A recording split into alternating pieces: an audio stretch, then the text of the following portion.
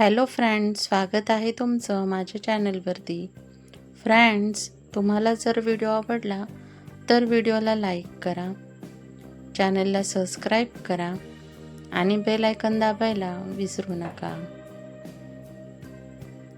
चला तर मग आजच्या नवीन व्हिडिओला सुरुवात करूया. शरीराची वासना. भूक लागते, वासनेची भावना मनी उरत नाही. परत स्त्रियांमध्ये त्यांना माता भगिनी दिसत नाही. वाटते त्यांना आहे स्त्री उपभोग घेण्याचे साधन. दुष्कृत्यांमुळे झाले आहे सामाजिक मूल्यांचे अधपतन. ज्या योनीतून जन्मले ते करतात तिच्यावर अत्याचार. घृणास्पद ह्यांच्या कार्यांमुळं माजलाय सर्वत्र हाहाकार. घडतोय नवीन रोज बलात्कार. दररोज कळी कुस्करली जाते. फूल होऊन सुगंध देण्याचे तिचे स्वप्न राहून या जाते. सुजाण नागरिक जागरूक व्हा. लेकी पोरींना बनवा शूर. शिकवा लढायला हिमतीने. बलात्काराला धडा शिकवला असा घुमू दे स्त्रियांच्या पराक्रमांचा सूर. आपलं मन किती चंचल असतं ना, ते वेगळं कोणाला सांगायला नको. आपण एका जाग्यावर स्तब्ध जरी असलो तरी ते कुठे भरकटेल याचा नेम नाही. एका क्षणात चंद्रावर जाऊन येईल तर एका क्षणात कोणी कुठल्या रंगाचे कपडे घातले असतील, अगदी इथपर्यंत. माझं मनही असंच भरकटत असतं, कुठे कुठे सारखं. हे ते हे. पण एक गोष्ट मात्र एवढी गंभीर, मनात जरी आलं तरी तो विषय तरी अंगावर काटा येतो. वाटतं मग ठीक आहे, आम्ही स्त्रिया मुली घरात एक प्रकारे कैद आहोत, तेच बरं आहे. बाहेर जाऊन शरीराच्या चिंधड्या आणि आबरूची लखतार ओढणार असेल तर ठीक आहे, मग हे बंधनच ठीक आहे आमच्यासाठी. नको मग आम्हाला मोकळा श्वास, नको ते स्वच्छंदी जगणं, नको ती स्वतःच्या पायावर उभी राहण्याची काहीतरी करून दाखवायची धमक. अगदी रस्त्यात येता जाता जर अशी कृत्य होणार असतील तर मग बेड्या घालून घरात राहिलेलं बरं. म्हणजे ती काही ठराविक मुकाट पिसाळलेली पुरुषरूपी श्वापंद निदान करण्याच्या इज्जतीचे लचके तर ओरबडणार नाहीत. नाश्ता बनवायची तयारी चालू होती. पीठ मळत असताना विचार आला मनात, बरं झालं हा कोरोना आला. बाकी काही नाही, चांगलं घडो न घडो, पण निदान त्या निष्पाप पोरींवर होणारे अत्याचार तर थांबलेत. बलात्कार झाल्याची बातमी नाहीच जणू काही. बरं झालं म्हणलं, नासक्या मेंदूंची माणसं निदान कोरोनाच्या भीतीने तरी गप्प पडतील. वाचल्या, पोरी वाचल्या, हा विचार करतच स्वयंपाक चालू होता. नाश्ता बनवून झाल्यावर छोटीचा अभ्यास घ्यायचा म्हणून बसले. फोन घेतला. अभ्यास काय आला बघण्यासाठी. अभ्यास लिहून दिला. म्हणलं जरा फोन बघते, TV बघायला वेळ मिळत नाही.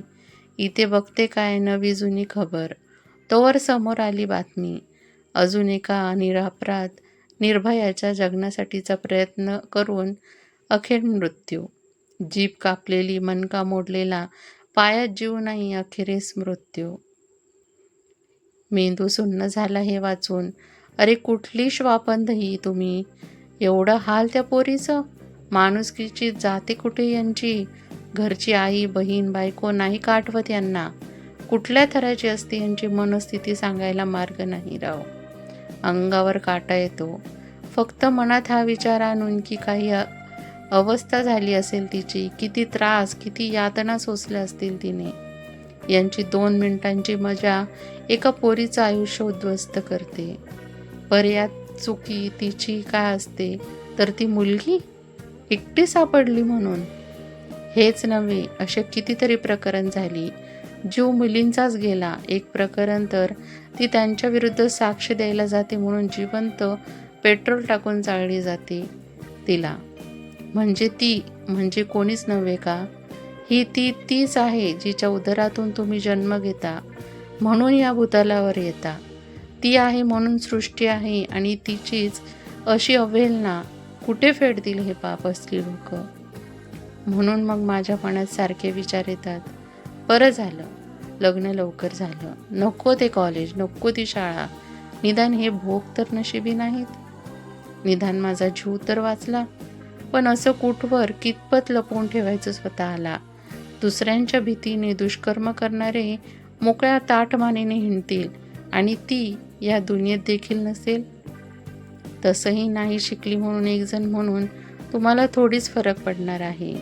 घरातली स्त्री म्हणजे प्रत्येक पुरुषाची जहागीर एवढंच समजत आलेत आजवर तिला.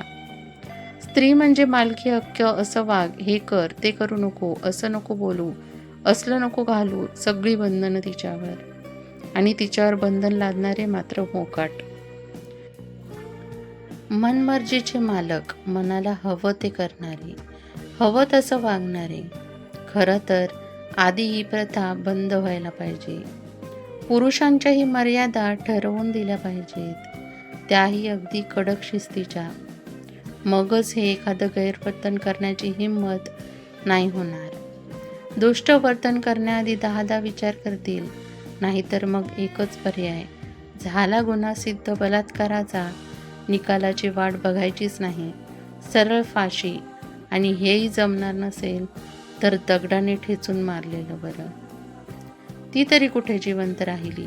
मग हा मेला तरी तेवढ्याने एवढा काही फरक नक्कीच नाही पडणार. फ्रेंड्स, तुम्हाला या व्हिडिओबद्दल तुमचं काय मत आहे कमेंटमध्ये नक्की सांगा. आणि तुम्हाला जर व्हिडिओ आवडला असेल तर व्हिडिओला लाईक करा, चॅनलला सबस्क्राईब करा आणि बेल आयकॉन दाबायला विसरू नका, जेणेकरून असेच नवनवीन व्हिडिओ सर्वात आधी तुमच्यापर्यंत पोहोचतील. व्हिडिओ बघितल्याबद्दल धन्यवाद.